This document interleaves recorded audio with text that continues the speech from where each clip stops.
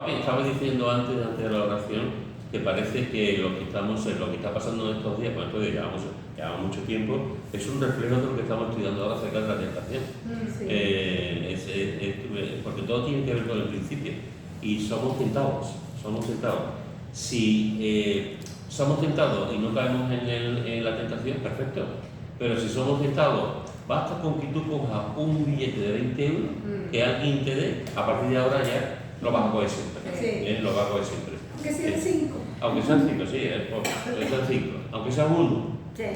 ya vas a empezar. Claro. Y o si, mira, me das esto y te viene a 15 llega a días. una tienda o un hipermercado y se lleva una chocolatina, Sí. ese es el principio. Es el principio, sí. Por eso digo que parece que parece que viene inventado, ¿no? Bueno, si recordáis, la semana pasada estuvimos viendo el versículo 13 de Santiago, que dice, cuando algún, bueno, no lo voy a leer. ¿Alguien quién lo tiene de memoria? ¿Pepe? No. Pues mira, lo ha hecho así, vale. Sí, lo sé, pero no lo tengo. No lo tiene todavía, entonces no lo sabe. Lo tiene acuático. Ya. Bueno, pues, ¿lo compartes? Sí, cuando alguno es tentado, no diga que es tentado de parte de Dios, porque Dios no puede ser tentado por el mal. Ni él tienta a nadie. Muy bien. Santiago 1:13. Perfecto. Es que parece un trabajo cuando tú de Sí. Es un texto realmente que merece la pena memorizar, porque nos va a ayudar en los momentos. Hay momentos que muchas veces me preguntan, ¿merece la pena memorizar la palabra? Pues claro que merece la pena memorizar la palabra, porque aunque nosotros no memoricemos y pensemos que en ese momento no nos sirve, siempre hay un momento, en una situación concreta, que estamos pasando, que el Señor nos trae a memoria lo que hemos memorizado y nos ayuda en ese momento. Eso es algo maravilloso. Eso solamente lo hace el Espíritu Santo, pero claro, tenemos que saber la palabra, tenemos que conocer la palabra. Y este es un texto, como vimos la semana pasada, cuando alguno es tentado, no diga que es tentado de parte de Dios, porque Dios no puede ser tentado por el mal, ni Él tienta a nadie. La semana pasada vimos esto y vimos claramente que no podemos echarle la culpa a Dios. Estuvimos viendo que posiblemente dentro del grupo de la gente que estaba en la dispersión, había gente que se estaba quejando de las pruebas y las tentaciones que estaban pasando. Y de alguna forma le estaban enganchando la culpa a Dios de todo lo que estaban pasando, las situaciones de tentación que estaban pasando, porque en realidad lo estaban echando de un sitio, no tenían nada. Y cuando tú vives una situación de este tipo, siempre hay muchas oportunidades para transgredir la línea, para pasar la línea de lo que es ético a lo que no es ético, ¿no? Y parece ser que algunos de estas personas, de estos creyentes que estaban siendo perseguidos, pues de alguna forma estaban siendo tentados y le echaban la culpa a Dios. Y Santiago se entera de esta situación y escribe esta carta y entre otras cosas está diciendo, cuando alguno es tentado, no diga que es tentado de parte de Dios. Y entonces él explica, porque como digo la semana pasada, que realmente Dios no puede ser tentado por el mal, porque Dios no sabe absolutamente nada del mal. Dios no sabe absolutamente nada del mal.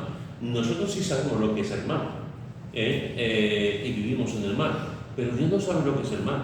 En el momento en que Dios sepa lo que es el mal, la cosa sería, otro cantar sería, si Dios no sabe lo que es el mal y Dios no es el autor del mal, Dios sí sabe las consecuencias del mal porque lo ha visto, pero no es el autor del mal. Entonces cuando Santiago está diciendo esto, Dios no es el autor del mal. Si Dios no es el autor del mal y Dios no sabe lo que es el mal y Dios no es nada malo, ¿cómo va a tentar a sus hijos a hacer el mal?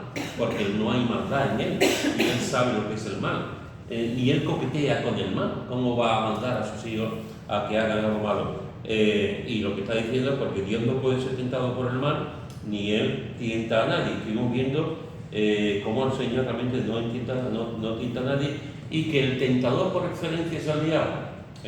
Vivimos algunos textos en el que al mismo diablo se le llama el tentador.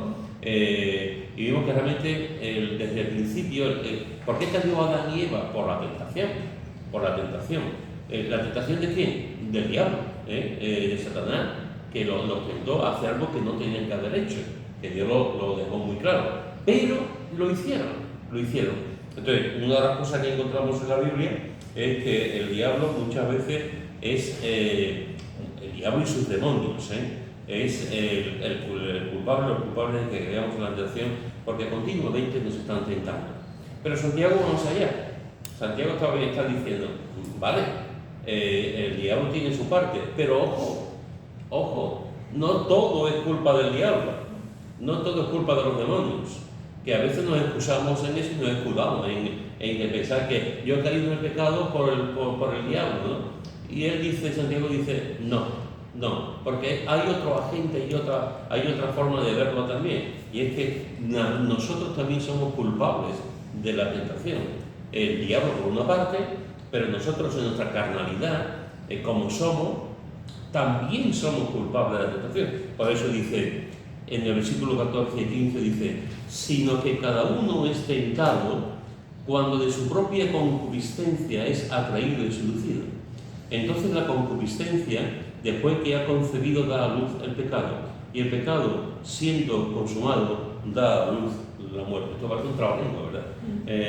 Pero eso es lo que está diciendo aquí Santiago. Hermano, Dios hay mucha gente que le echa la culpa a los demás, como vimos la semana pasada también con Adán y Eva, le echan la culpa a los demás de su propio pecado. Hay gente que nunca reconoce su pecado. Si hago algo malo, es el otro. Ya no solamente echamos la culpa al diablo o le echamos la culpa a los demás. Como vimos algunos ejemplos que vimos la semana pasada, le he hecho la culpa al profesor porque yo no sacaba buenas notas. Y a lo mejor tiene el profesor porque me tiene manía, ¿no? O no he hecho esto bien porque esta persona no me ha enseñado bien, ¿no? Siempre estamos echando culpa a los demás, pero es que incluso nosotros mismos, muchas veces, con nosotros mismos, nos autojustificamos. Bueno, es que es mi temperamento, como si eso fuera no, yo he metido la pata, es que soy así, es que soy así, yo soy así, yo pierdo el control, yo me enfado mucho, pero tú no te das cuenta de lo que estás diciendo. Si tú eres así, cambia. Si tú intenta cambiar tu personalidad, tu forma de actuar, ¿no? Pero es como si yo no fuese culpable porque mi temperamento es muy fuerte, ¿no? O porque me quedo callado siempre, o porque grito, ¿no? Santiago está diciendo, somos culpables también, somos tentados. No solamente somos tentados por el diablo, sino también somos tentados por nosotros. Somos tentados, hermanos, continuamente. Somos tentados en el ambiente del trabajo, somos tentados en la iglesia, somos tentados en la familia, somos tentados en la conducción, cuando conduciendo, somos tentados en cualquier momento, en cualquier situación del momento del día, podemos ser tentados. Somos tentados por la televisión, y la culpa la tiene la televisión, no la tengo yo. Somos tentados por lo que leo, y la culpa la tiene lo que leo, no lo tengo yo. Somos tentados, estamos siempre con la cosa de que son los demás o las cosas, pero yo no soy realmente el que está culpable o el que está siendo tentado. Y Santiago está diciendo, en última instancia, el responsable de la tentación y la caída del pecado soy yo, es lo que te dice Santiago, es la persona. Jesús fue tentado por el diablo, pero no cayó. No cayó, como vimos la semana pasada, efectivamente. No podemos decir que me ha tentado el diablo, no, es que yo he caído en la tentación. Eso, efectivamente. En el versículo 14, fijaros que dice, sino que cada uno es tentado. Es interesante porque en el versículo 13, que no la semana pasada, dice, cuando alguno es tentado, y vuelve a decir lo mismo, voy a recalcar la idea, ¿no? Sino que cada uno es tentado. En este caso, Santiago está volviendo a repetir la idea de que la tentación es universal y la tentación es personal. La tentación, todo el mundo cae en la tentación, pero la tentación no solamente es una tentación, digamos, a nivel de la gente, ¿no? A nivel general. Es que cada uno también es tentado personalmente. Por lo tanto, cuando tú ves la tentación, tú dices, reconoces que hay una tentación de todo el mundo, pero la mía también. Cuando alguno es tentado, es decir, todos somos tentados de forma personal en nuestras vidas. Cuando dice, cuando de su propia concupiscencia es atraído y seducido. Es interesante porque Santiago aquí, como suele ser habitual en él, en su carta, Santiago es muy claro, no se anda por las ramas. No se anda por las ramas. Santiago no es políticamente correcto. Santiago, como pastor, como profeta, dice las cosas claramente y está diciendo, cuando de su propia concupiscencia es atraído. Es decir, cuando una persona es tentada, no tiene por qué excusarse o echar la culpa a los demás. Tiene que asumir que esa parte de culpa que esa persona tiene. Y como he dicho antes, normalmente lo que estamos haciendo siempre es echando la culpa a los demás. Santiago está diciendo, cuando uno es tentado es por su propio mal deseo. Por su propio mal deseo. La palabra que aquí se traduce como tentado en el griego es una palabra que está siempre en tiempo presente. Cuando alguno es tentado, en el griego es una palabra que está en tiempo presente. Es decir, la experiencia de la tentación siempre está ahí. La experiencia de la tentación siempre está ahí. No se va a quedar nunca, no se va a quitar la tentación de nuestra vida. La imagen que está dando Santiago es como un enemigo que nos está siempre vigilando. Un enemigo que nos está siempre vigilando y que va a intentar por todas las partes que caigamos en la tentación. Pero la idea es que siempre vamos a ser tentados. Es algo continuo. Es algo continuo en nuestras vidas. Y antes Mari Carmen estaba hablando de la experiencia de Jesús. Es verdad, y lo vimos también la semana pasada. Vimos en Mateo, en el capítulo 4, cuando el diablo le tienta. Si recordáis, también vimos en Hebreos cómo Jesús fue tentado en todo, pero sin pecado, pero pasó las mismas tentaciones que nosotros sin caer realmente en el pecado. Pero cuando vemos la persona de Jesús, normalmente siempre podemos ver, básicamente cuando hablamos de la tentación de Jesús, básicamente lo que nos viene a la mente es la tentación del diablo, cuando fue tentado por el diablo. Los que conocen un poco más la Biblia también se van a Hebreos y te dicen, es verdad que fue tentado por el diablo, pero también dice que fue tentado en todo, ¿no? Por lo tanto, nos ayuda, nos entiende en todo. Pero los que conocen todavía más la Biblia saben que Jesús no solamente fue tentado una vez. Mirad lo que dice en el capítulo 16 de Mateo. Mateo, capítulo 16, versículo 1. Mateo, capítulo 16, versículo 1. ¿Quién lo tiene? Vinieron los fariseos y los saduceos para tentarle, y le pidieron que le mostrase señal del cielo. Muy bien. Encontramos dos grupos religiosos, los fariseos y los saduceos, y fueron para tentarlo. Capítulo 22, versículo 18. Capítulo 22, versículo 18. ¿Quién lo tiene? Pero Jesús, conociendo la malicia de ellos, les dijo, ¿por qué me tentáis, hipócritas? Muy bien, y aquí está hablando de los fariseos, versículo 15 y versículo 16, los fariseos y los herodianos. Otra vez, un grupo religioso que están ahí para tentarle. Capítulo 22 también, versículo 35. Y uno de ellos, intérprete de la ley, preguntó por tentarle diciendo. Así que vemos que también ahora otro intérprete de la ley le hace una pregunta para tentarle.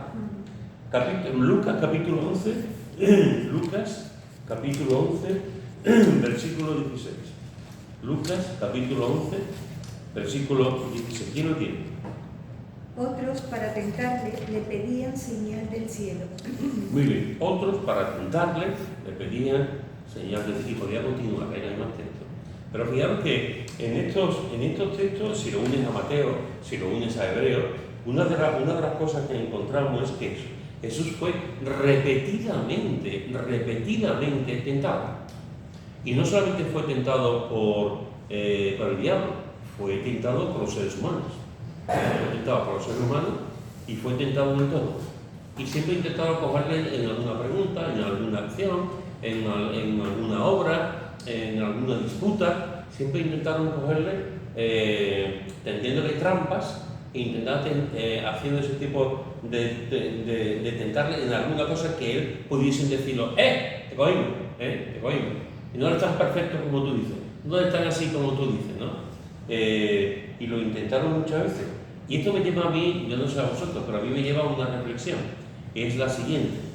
Si a Jesús, el Hijo de Dios encarnado, Dios mismo, le tentaron en su humanidad, le tentaron tantas veces, ¿cuántas veces no nos van a tentar nosotros? Si fueron capaces, si la tentación llamaba continuamente a la puerta de Jesús, ¿cuántas veces va a llamar la tentación a nuestra puerta? A Jesús le tentaban muchas veces porque estaban abiertos.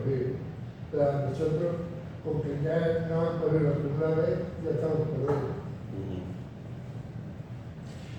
Cuando tú abres la puerta, entras a abrir la puerta y abre la puerta. Ya es muy difícil cerrar la puerta.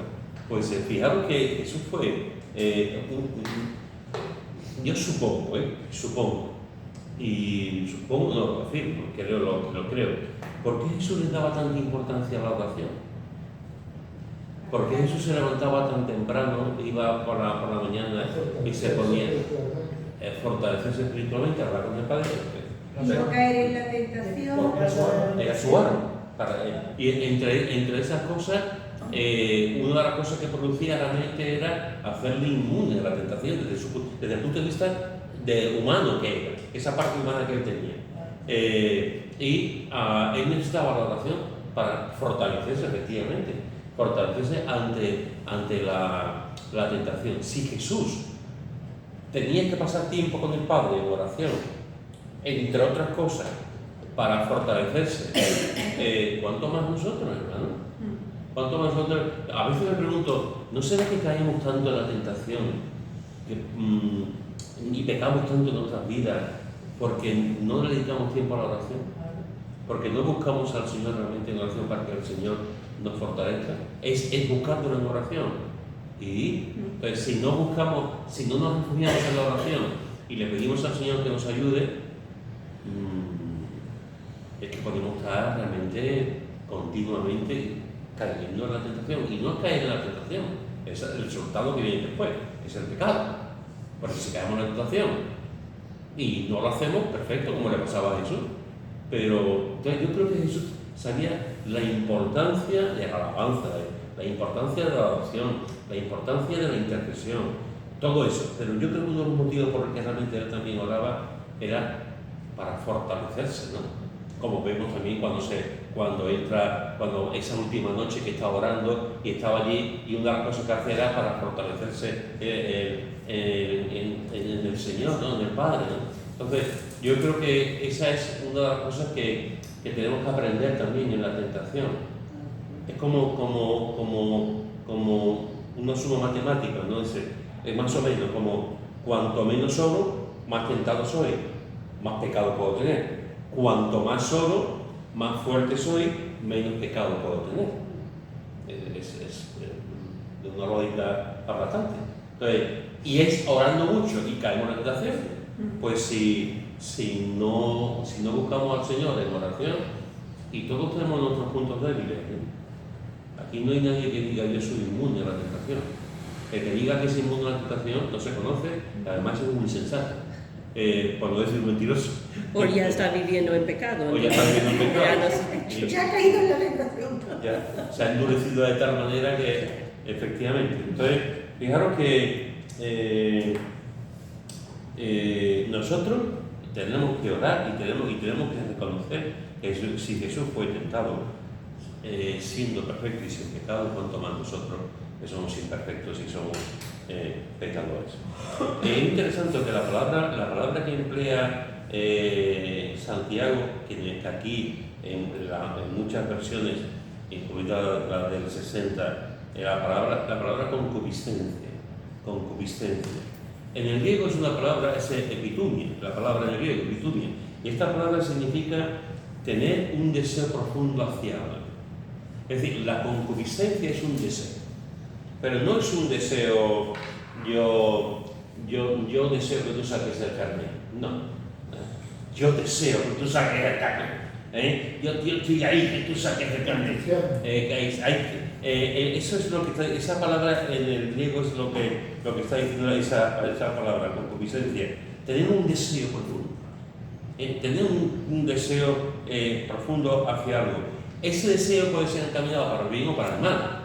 Hay deseos que son buenos, hermano, hay deseos muy buenos y merece la pena, y profundo, y merece la pena que lo tengamos. Por ejemplo, ayudar a los demás es un buen deseo, y poner nuestra alma en ayudar a los demás es un deseo bendecido, un deseo muy noble, es un deseo hermoso. El servir al Señor, ¿habrá alguna cosa, algún deseo más hermoso, mayor que este? El servir al Señor, el superarnos en el trabajo, y ir al trabajo y decir: Señor, ayúdame, tengo el deseo de trabajar para tu gloria, ayúdame cada día y hacerlo lo mejor que pueda en el trabajo, y tener el deseo de hacer las cosas correctamente y hacer las cosas bien. El deseo de sacar adelante una carrera, es decir, yo voy a hacer esta carrera y voy a durar 3, 4, 5 años, el tiempo que dura la carrera, y lo voy a hacer lo menos posible, y tener ese deseo de decir: he sacado la carrera, y cuando ha llegado el día del último día, que ya te da las notas, o cuando se hace la fiesta, ¿no? Y saca el birrete y lo tira al suelo, arriba y tal, he sacado la carrera, ¿no? Ese deseo es honorable, es un buen deseo, un deseo bonito.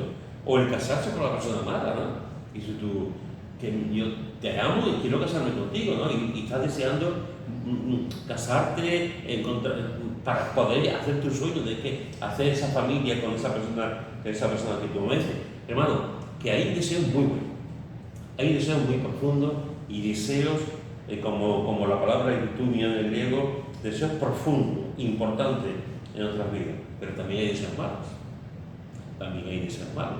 deseos profundos malos, y lo malo es cuando ese deseo tan profundo, por conseguir algo, nos lleva a la maldad, nos lleva a lo malo. En estos días, por seguir dando el ejemplo, pero el ejemplo puede ser de cualquier partido. Si esto lo vuelvo a decir, esto es lo mismo, si todos los partidos en mayor o menor grado hay corrupción, o ha habido corrupción, y seguirá habiendo corrupción mientras el ser humano sea ser humano. Pues tú puedes tener un deseo, efectivamente, y tú puedes decir: bueno, yo quiero ser presidente del gobierno. Adolfo Suárez quiso ser presidente del gobierno. Adolfo Suárez quería ser presidente del gobierno. Y tú dices: ¿cómo este hombre quería ser presidente? Pues lo fue presidente, y para mí el mejor presidente del gobierno, el más valiente. Y fue presidente del gobierno. La Biblia nos dice: el que anhela obispado, buena obra desea. El que quiere ser pastor, el que tiene deseo de ser pastor, buena obra desea. Es decir, hay anhelos y hay deseos que son buenos, que son honrados, que son lícitos, que son realmente que Dios lo bendice. Pero después hay otros deseos que no. Tú puedes desear ser presidente del gobierno, pero no con trampas. Tú puedes ser líder de un partido, pero no con trampas. No amañando papeletas, no con trampas. Entonces, hay deseos profundos, sí, y merece la pena luchar por eso, sí, pero hay deseos profundos que si ya empiezas con la maldad y transgredes la línea, ese deseo se convierte en algo ya que es pecado. Es pecado. Y lo que era un deseo profundo, al final realmente se convierte en algo malo para nuestras vidas, porque has pasado la línea de la ética, de lo correcto, Porque yo quiero un estudiante. Cuando yo era un chaval, ahora supongo que los modelos han cambiado, pero cuando yo era un chaval, se hacían las chuletas en los bolígrafos, poníamos las chuletas debajo de la manga. Incluso en la bolsilla del pantalón, el pantalón, hoy día supongo que habrá de otras maneras, pero los pinganillos, ya incluso con gente que está diciendo, te está diciendo, ay, que coge, es curioso esto. ¿Es un deseo bueno sacar la carrera? Sí, pero no a base de trampa, ¿no? Entonces, lo que está diciendo aquí Santiago, cuando uno es tentado, cuando de su propio deseo fuerte, de lo que realmente, lo profundo que es ese deseo, es atraído y seducido. Es lo que está diciendo. Y es como dice, es atraído y seducido. te atrae y al final te seduce ese deseo. Pero lo que estaba pensando era que a lo largo de nuestra vida de creyente, ya delante del Señor nos conocemos en ciertas cosas en las que podemos caer, ¿no? Ya nos conocemos y sabemos ciertas cosas que podemos llegar a caer en eso concreto, ¿no? Nuestra debilidad. Sabemos ya y decimos, yo si voy por aquí, pues va a pasar esto. Eso ya lo vamos identificando. Pero lo que pasa es que a lo largo de tu vida tú puedes vivir diferentes etapas, cosas, situaciones en las que eres nuevo o nueva en esa situación, ¿no?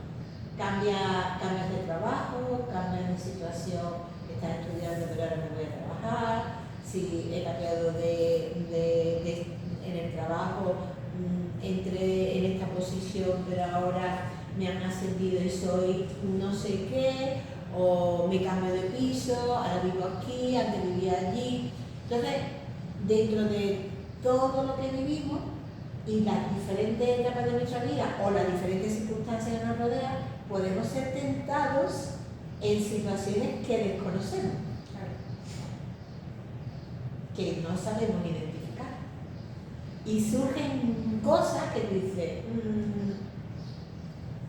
¿y esto qué es? Y caemos, ¿no? Y caemos, podemos caer.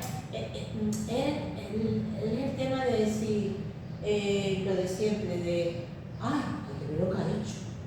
Pues yo no hubiera hecho eso. Es que tú no has vivido esa situación para saber si tú ibas a caer o no ibas a caer en esa situación. Entonces, dependiendo de la situación que vivimos cada uno en las diferentes etapas de nuestra vida, se pueden presentar situaciones que ya no son de alguna manera controladas y podemos ser tentados en algo en concreto. Sí. De hecho, por eso hace falta ahora, y de hecho tenemos que ser conscientes de que siempre vamos a ser tentados. Unas veces las veremos venir y otras veces no las veremos venir. Pero aun cuando no las vemos venir, tenemos que pedir que el Señor nos ayude no en la tentación, sino no a dar el siguiente paso.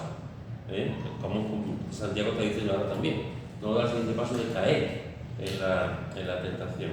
Hay un texto en Proverbios capítulo 7, Proverbios capítulo 7, versículo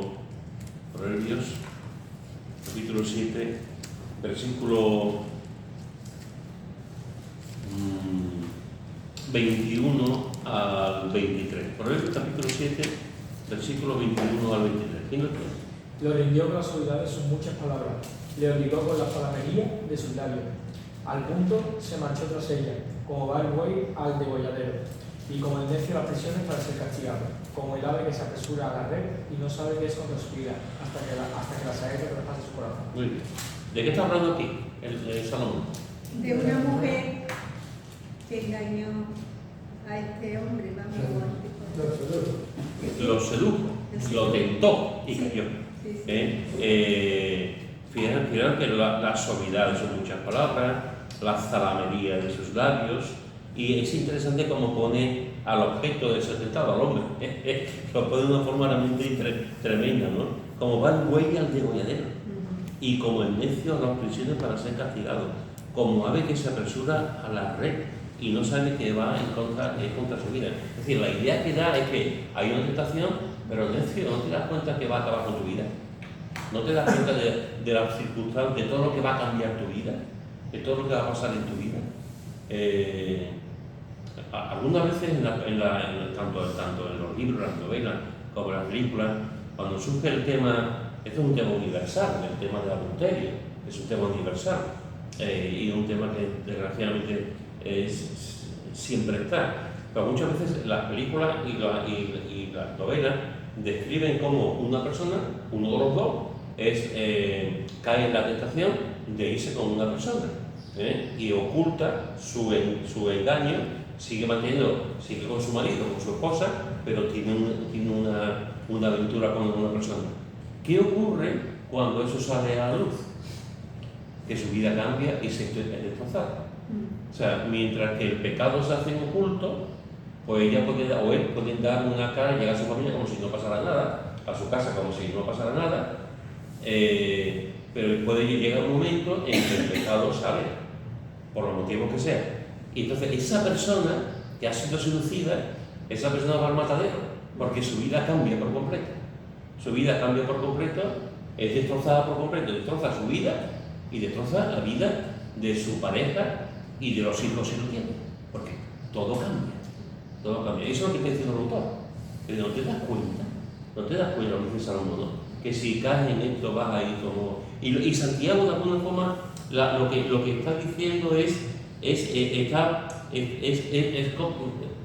el lenguaje que usa es atraído, es seducido, es como un pez y está nadando y de pronto ve un anzuelo, pero el pez no sabe que ese anzuelo lo va a llevar a la muerte. Ese pez lo que ve que hay alimento ahí y va a coger el anzuelo, y en el momento que coge el anzuelo, se acabó. Ya el pescador se va para arriba y a hacerlo la plancha. Se acabó, se terminó. Eso es lo que ocurre. Estamos ahí tentados, lo ves, ¡pum! Y ya tu vida cambia por completo. Y fijaros que después dice, y es interesante porque Santiago después hace una analogía del embarazo. ¿Qué ocurre cuando una persona es atraída y seducida? Pues que entonces la concupiscencia, después que ha concebido, dice, entonces la concupiscencia, después que ha concebido. Esta es la primera parte de la etapa que describe Santiago como si fuese un embarazo. Después que ha concebido, y usa esa palabra. Después, es decir, la voluntad de la persona se ha sometido a la tentación. Cada uno es tentado cuando de su propia concupiscencia, de su propio deseo profundo, es atraído y seducido. Entonces, ese deseo profundo, después que ha concebido, da a luz otro tipo de cosas que vamos a ver enseguida, da a luz del pecado. Es decir, la voluntad de la persona se ha sometido a la tentación, ha tenido un pensamiento malo, una tentación, pero en vez de rechazarla, en vez de decir no, ha cogido el cero, ha dicho que sí, y a partir de ese momento cambiar todo. Su fuerte deseo malo ha vencido. Su deseo ha podido más que la razón, su deseo ha podido más que lo correcto, su deseo ha podido más que incluso el mandato de Dios. Y entonces da a luz el pecado. Entonces da a luz el pecado. Es decir, se ha quedado embarazado. da a luz el pecado de su propio deseo, que al final es el pecado que anida en cada uno. Y al final hace lo que estaba pensando. Al final hace lo que había en su mente. Y el pecado, siendo consumado, da luz la muerte. Y el pecado, fijaros que va, es muy interesante cómo lo está haciendo Santiago, es en una escala. El pecado, siendo consumado, da a luz la muerte. Cuando una mujer tiene un hijo, es un acontecimiento bendecido. Eso, cuando, socialmente y familiarmente esa mujer es bendecida cuando tiene un niño, y la familia se alegra y se le lleva flores y todo el mundo va a visitarla y los padres están contentos y todo el mundo, porque es algo bonito el traer un niño o una niña al mundo. Pero cuando el pecado sale a flote, es un acontecimiento muy triste, porque el pecado produce la muerte. Así que fijaros que eso es lo que está diciendo realmente Santiago. Este estado, tenemos un deseo fuerte, somos atraídos por ese deseo fuerte, no podemos fallar no podemos nada sobre eso, al revés, el deseo cada vez crece más. Entonces ese deseo da a luz el pecado, lo concibe, lo hace, da a luz el pecado, y el pecado, siendo consumado, da a luz la muerte. Esto es lógica, hermano. La Biblia es muy lógica también. Y la Biblia realmente también nos dice los pasos que pueden pasar para llegar no solamente a ser tentados, sino tristemente a caer en el pecado. Hay un ejemplo de esto, hay muchos ejemplos. Sansón es un ejemplo, ¿no? Pero hay un ejemplo de esto también en Génesis capítulo 3, versículo 6. Génesis capítulo 3, versículo 6. ¿Quién lo tiene? Y vio la mujer que el árbol era bueno para comer y que era agradable a los ojos, y árbol codiciable para alcanzar la sabiduría, y tomó de su fruto y comió, y dio también a su marido, el cual comió así como ella. ¿Qué vemos aquí? ¿Qué orden vemos aquí acerca de la tentación? Que vio Muy que bien. era agradable Que lo observó ya de Sí. varios tiempos planteándolo. y lo codició Muy bien. Fijaros y tomó hasta que comió. Fijaros cómo lo está haciendo el autor Moisés cuando está escribiendo Génesis.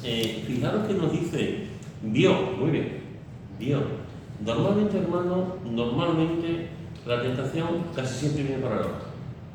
Muchas veces, por supuesto, viene del pensamiento, pero la entrada al pensamiento muchas veces tiene que ver con lo que vemos. Vemos una mujer bonita al lado de casa y la deseamos. Vemos un hombre guapo que parece que su matrimonio es muy feliz y mi matrimonio está muy mal. Y decimos, me gustaría estar con este hombre, ¿no?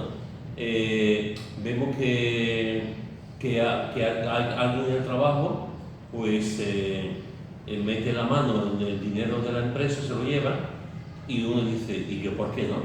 Si este está llevando el dinero de la empresa, yo por qué no, y uno se lo lleva también, pero lo está viendo con los ojos. Normalmente, muchas de las cosas que tienen que ver con el pecado comienzan con los ojos, y aquí vemos que vio la mujer que el árbol era bueno, lo vio, lo que le estaba diciendo el diablo, ¿no? Después, como muy bien ha dicho, que era agradable a los ojos. El pecado, hermano, alguna vez os he contado que hace años, muchos años, estábamos predicando en la Plaza Nueva. Yo era un joven, estábamos predicando y alguien me tiró una piedra envuelta en un papel de caramelo. Estaba predicando en la Plaza Nueva y ¡pum! Me chocaron. Alguien me tiró una piedrecita pequeña, pero estaba envuelta en un papel de caramelo. Y no sé quién me lo tiró, pero me dio más punto bien, no me pasó nada, porque era chiquitita. Pero y se tuvo una piedra en un papel de caramelo. El diablo, el pecado siempre va envuelto en papel caramelo. El pecado siempre va envuelto en papel caramelo. El pecado tiene la capacidad de engañarnos. Y cuando cogemos el pecado, decimos, qué bueno es. Claro, por eso el pecado es algo tan atrayente. Por eso el pecado nos atrae tanto. Porque siempre pensamos que es muy bueno. Agradable a los ojos. Agradable, eso es, agradable. El pecado tiene algo que nos fascina al ser humano, y es que pensamos que pues, si hacemos eso, nuestra vida va a cambiar y vamos a conseguir la felicidad, el éxito, etcétera, etcétera, etcétera. También cambia, efectivamente. Entonces, fijaros que aquí era agradable codiciar. Jesús es muy interesante aquí. Jesús dice, si alguno mira a la mujer de una manera tal, ya comete adulterio. Este es Jesús nuestro. Codiciable, pero podemos codiciar no solamente el sexo contrario, podemos codiciar el dinero, podemos codiciar el poder, podemos codiciar el ser el primero en todo, podemos codiciar que la gente nos respete y nos tenga miedo, podemos codiciar asumir cosas materiales. Hay una enfermedad, la enfermedad de Diógenes, que resulta que tú en tu casa metes de todo, no tiras nada, tienes de todo y vas codiciando y entras en la casa y hay bolsas de basura, hay periódicos, hay sillas, está todo, porque no eres capaz de tirarlo, lo vas codiciando todo. Es una enfermedad. Entonces, aquí Eva vio que era bueno, vio que era agradable, vio que vamos, al punto que lo codició. ¿Y qué es lo que ocurrió? Que lo tomó y tomó de su fruto. Y cuando tomó de su fruto ya no se quedó ahí, ya no se quedó pegado a la fruta que fuese, no se quedó ahí, sino que tomó el fruto que fuese y se lo comió y murió. Y después también le dio el marido. Y después murió espiritualmente y después en ese momento transgrede. Si se hubiese quedado solamente tocando el fruto, hubiese hecho mal, porque Dios dijo que no lo tocó. Pero bueno, pero es que no fue incapaz, tocó el fruto, ¡bum! Le dio un mordisco, se lo comió, no sé si entero o no, pero se lo comió. Y como dice ella, al final, cuando el pecado entra, cuando la tentación entra y cometemos pecado, normalmente también afectamos a otros. Entonces, tomó de su fruto y comió y dio también a su marido, y el marido comió como ella. Eso es lo que produce la tentación si no sabemos parar. Y eso es lo que nos está diciendo aquí Santiago. El pecado, hermano, siempre trae sufrimiento, siempre trae dolor, y como creyentes tenemos que tener cuidado de que la tentación no vaya más, tenemos que tener mucho cuidado en ese aspecto. Si no desterramos, si no quitamos la tentación de nuestra mente estará abierta al pecado. Sí, hemos dicho antes que viene envuelto en papel de regalo. Y me acordé de mi abuelo que decía, dicho, me gusta todo lo que es malo, ¿gorda o es pecado? Y yo digo, hay que ver, Dios, ¿verdad? Es que la filosofía de hoy en día, todo lo que es pecado gusta, porque el pecado gusta. Hay mucha gente hoy día con cierta mofa, con cierta burla, que te dicen, yo al cielo, yo quiero al cielo, yo quiero ir al infierno, porque no se va a pasar bien en el infierno. En el infierno ahí va a estar la bebida, ahí va a estar todo ahí, y tú dices como si eso fuese bueno, ¿no? Como si eso fuese bueno. Pero es que eso es lo que produce el pecado. El pecado te fascina, te engaña, te envuelve. Te envuelve, sí, en un papel de regalo. Y te dice, cuando realmente es un veneno. Es un veneno. Mirad, ya para terminar, hay una frase de Walter Hendrickson que dice, este es un pensamiento, este es un libro, esto es una cita, esta cita la tengo de él, pero es de este tipo de cita que en realidad no se sabe muy bien el autor, el nombre, pero vamos, yo lo he leído de este autor y os voy a decir la cita que es muy conocida. Dice, siembras un pensamiento y cosechas un acto. Siembras un acto y cosechas un hábito. Siembras un hábito y cosechas una eternidad. Te lo repito. Siembras un pensamiento, que va un poco en la línea que está diciendo Santiago. Siembras un pensamiento y cosechas un acto. Siembras un acto y cosechas un hábito. Siembras un hábito y cosechas una eternidad. Para lo bueno, para lo malo. Yo lo tomo para lo bueno. O para lo malo. Claro, pero yo me voy por lo bueno. Y después decir, bueno, siembras un pensamiento y permites el pensamiento. Pero después que el pensamiento se convierte en un acto. Ya ha pasado del pensamiento al acto. Y del acto se convierte en un hábito. Ya lo hace de forma general. De forma regular. Y después, si siembras ese hábito, ya la cosecha que tú vas a recibir de ese hábito va a ser o bueno o malo, depende de lo que tú vayas a ese hábito, ese pensamiento, si es para la gloria de Dios y para hacer algo correcto, pero aquí la idea es para lo malo, para lo malo. Entonces tenemos que tener cuidado. Lutero decía, el problema no es que la ave esté envuelta por encima de mi cabeza, no, ese no es el problema. El problema es que hagan nido, el problema es que hagan nido. Entonces, el problema no es que seamos tentados, no es pecado ser tentado, tenemos que quitarnos eso, no es pecado. El pecado es caer. En la tentación. Caer. Y entonces pasa de ser tentación a ser pecado, y nos envuelve. Y entonces ya no solamente caemos en el pecado una vez, que es bueno, caemos, el problema es cuando eso se convierte en algo crónico. Se convierte, cuando tú caes en una vez en pecado, ¿quién de nosotros está libre de culpa? Que tire la primera piedra, ¿no? Entonces, nosotros caemos en pecado, bien, caemos en pecado, bien, Señor, ayúdame, y Dios nos perdona y seguimos para adelante. Pero el problema es que el pecado tiene una labor también muy mala, que es que nos endurece. Y caemos en el hábito. Y llegamos al momento en que estamos tan engañados y tan endurecidos que a lo bueno decimos mal y a lo malo decimos mal. Así que, hermanos, eso es lo que está diciendo Santiago. Esto es lo que está... Cuidado, no solamente el diablo nos tienta, también nosotros, de nuestros propios deseos profundos, también podemos pasar de la tentación, y es como una escala, y pasamos de la tentación al pecado. Y cuidado con eso, cuidado con eso, porque cuando somos seducidos y atraídos, cuando ya cogemos el cebo, se acabó. Menos mal que el Señor después nos dice, ven a mí si estás arrepentido, y normalmente cuando caemos en pecado, el creyente que ama al Señor siente vergüenza, como David en el Salmo 51, se arrepiente, va al Señor, le pide perdón y el Señor perdona.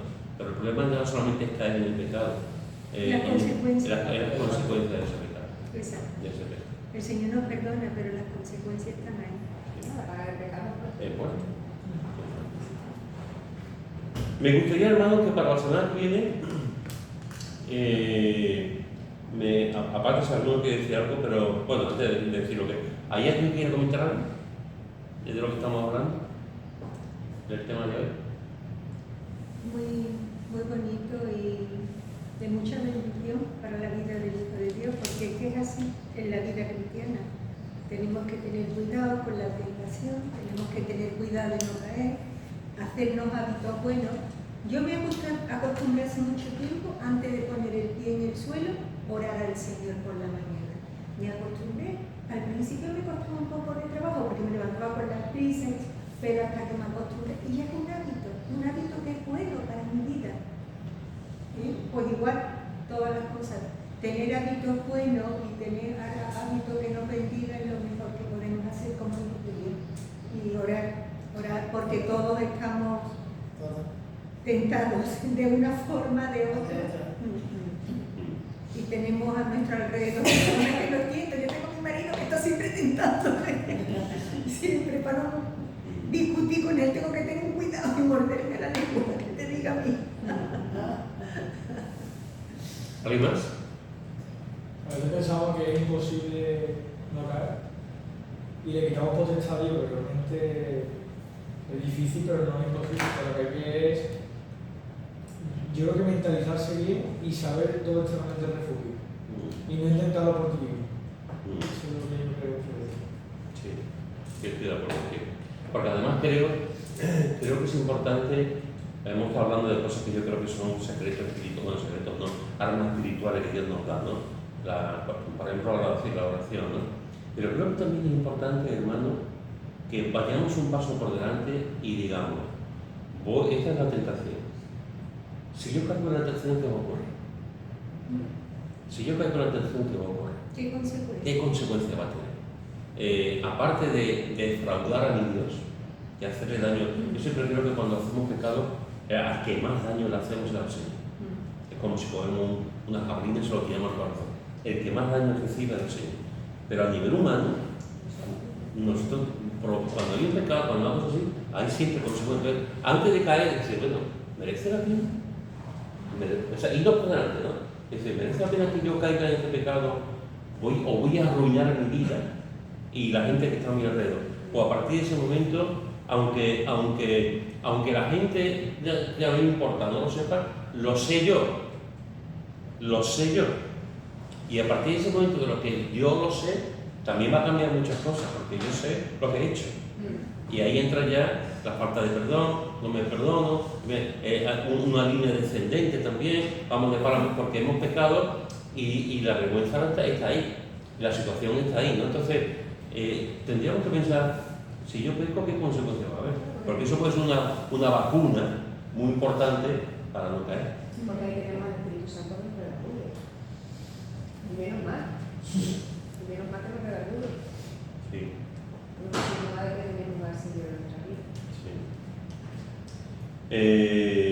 Para la semana que viene, me gustaría, si lo veis bien, no para decirlo, no voy a preguntar por la semana que viene, eso es algo a nivel privado. Me gustaría que contestarais una pregunta. ¿Hay alguna área en mi vida donde es más fácil ser tentado? ¿Hay alguna área en mi vida donde es más fácil que ser tentado, donde yo soy más débil? Reflexiona sobre eso.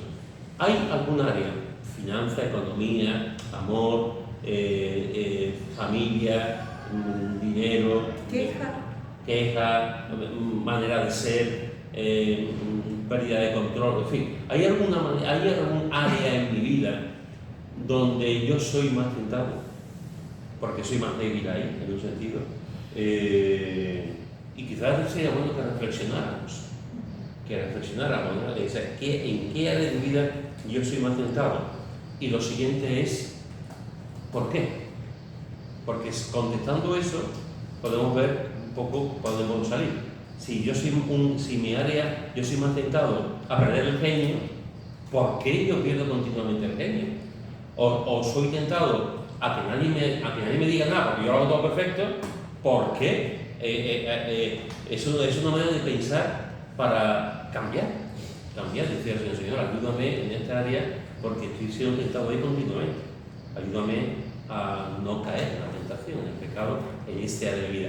Es solamente reflexionar, porque creo que puede ser importante para nosotros reflexionar si eso ocurre y por qué.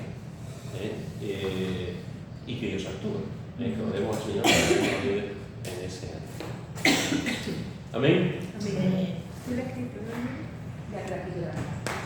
Pues terminamos.